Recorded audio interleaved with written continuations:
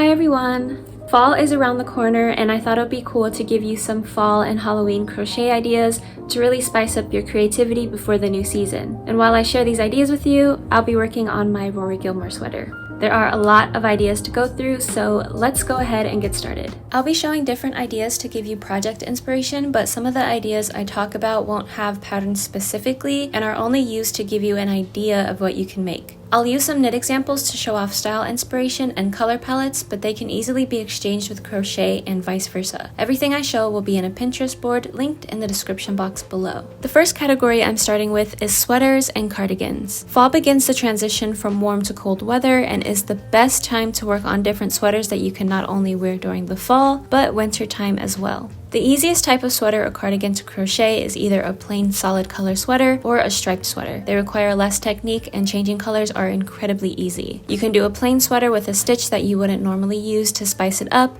or even use a bigger hook to make it a more loose sweater to throw on over a nice top or a turtleneck.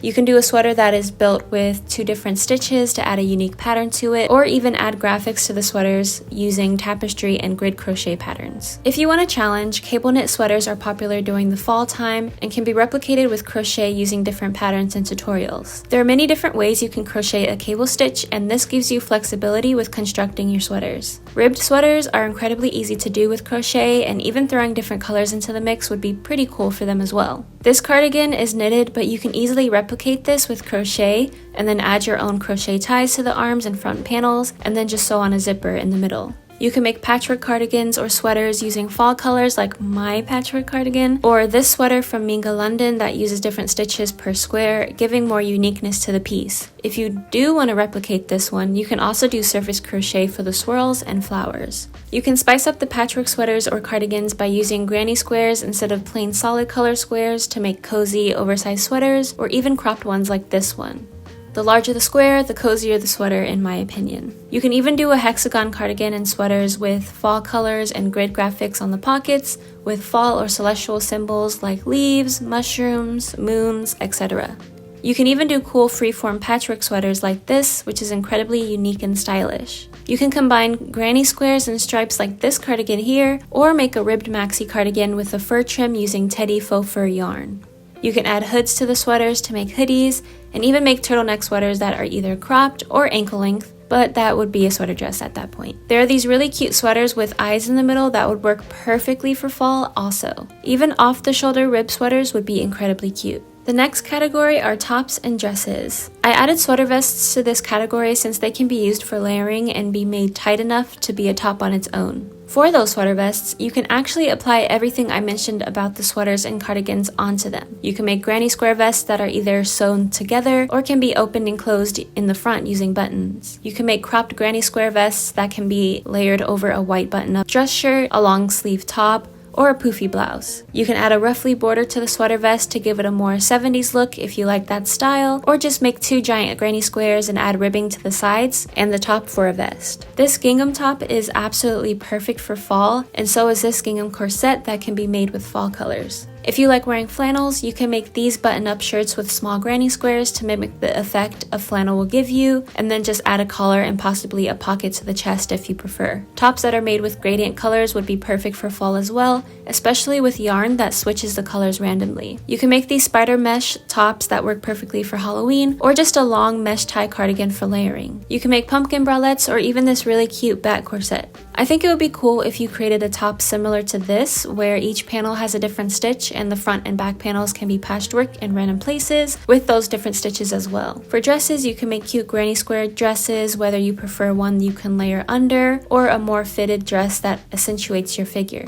This dainty flowy dress looks really comfortable to wear and would also fit the new season with maybe a light cardigan on top if it gets too cold. You can also make baby doll dresses like these, or even more abstract fitted dresses like these. The next category is bottoms. One of my favorite ideas are crochet maxi skirts. I've only made one, but I have a bunch of color combinations on my list to make, whether it be striped or even made with color changes to look like patchwork, since I don't think doing a skirt with patchwork will let it be as flowy. If you prefer more fitted skirts, this skirt with these beautiful granny squares would be absolutely perfect for fall and would look incredibly cute. You can make plaid looking skirts by switching the colors strategically. You can make houndstooth skirts or just a basic striped mini skirt. If you like micro mini skirts, it would be cute to make them with cute appliques added to the sides or as pockets like these. Even these mini tutu skirts are really cute. If you prefer pants, you can make granny square pants with your preferred fall colors, or even these skull pants to add a more Halloween theme to them, whether you like them more fitted or baggy. You can even try to make patchwork pants, and I feel like they'd be super cute. There are many different types of accessories you can make to amplify your fall outfits. You can make fall-themed leg warmers with different shades of brown, gradient colors, or even leg warmers that are a different color for each leg but still complements the opposite one. You can also learn how to crochet socks with sock yarn and create funky striped patterns like these. You can create really fun hand warmers like maybe Coraline-inspired ones, striped hand warmers, or even the ones where you can make granny squares or patchwork squares for them with different appliques on top. These lace ones would be perfect for Halloween as well. For headwear, you can make fall-colored headbands that are plain or have fun grid patterns worked on them for added uniqueness. You can make, of course, beanies with either plain or striped colors, pumpkin or mushroom berets, beanies with granny square rims, cat beanies, beanies with long rabbit ears, or even cute ear warmers with ears on top like this one with a fox theme to it. You can even create all types of different hoods to wear or even witchy hats for Halloween. For bags, you have so many options. You can make gingham bags to fit the fall theme.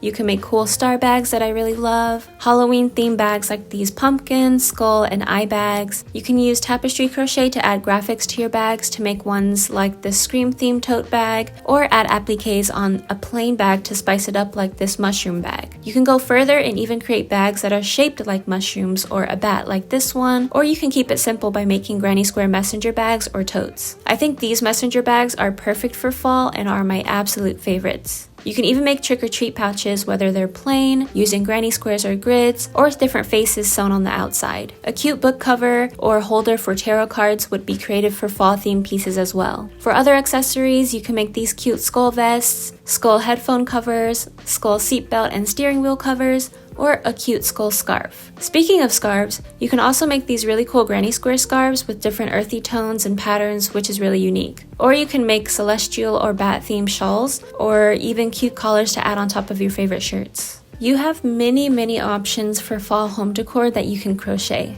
You can make different types of garlands, whether it be made with leaves, different moon phases, acorns, mushrooms, pumpkins, ghosts. You can crochet mats and coasters with different themes like a pumpkin theme or a skull theme for your tables and desks. If you want a big project, you can create your own floor pillows with either fall or Halloween graphics on top, or even just a regular ottoman pillow. You can make small or large pumpkins to place all around the house, which would match perfectly with the mats from earlier. You can make pot holders with pumpkin graphics on them, or even baskets to fill with goodies like candy or more decorations. Cozies for your mugs or wine glasses would be incredibly cute and on theme, and of course, so would be fall blankets. You have so many different options when it comes to blankets, whether you like solid color blankets or granny square blankets with cool designs that include eyes, Halloween graphics, or celestial patterns. For the plushie category, you can make cute zombie-like rag dolls that work perfectly for Halloween, the little octopus from Coraline, Zero from The Nightmare Before Christmas, or even Little Nightmares characters. If you're really talented with making amigurumi, then your options for cool creepy dolls